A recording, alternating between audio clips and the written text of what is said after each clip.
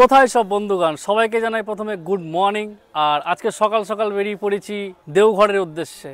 তো চলুন মন্দিরে গিয়ে দেখা হচ্ছে।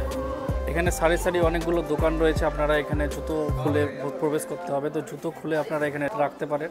এই কপালে তিলক আমাদেরকে দিয়ে দিল, এই যে তিলক লাগিয়ে দিচ্ছে।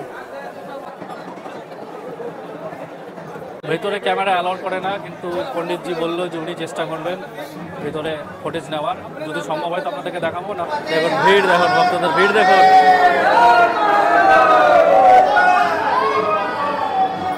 মন্দিরে এত ভিড়, আর এখানে মেন মন্দির দর্শন আমাদের কমপ্লিট হয়ে গেল।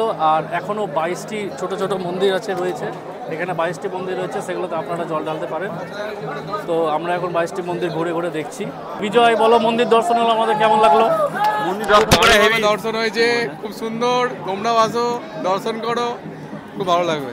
হেভি ফাঁকা আছে, এখন অফ টাইম, চলে আসলে ভালো করে দেখতে পাবে শান্তি করে। এখন হচ্ছে অফ টাইম, আর এখনই তাও অনেক ভিড় আছে।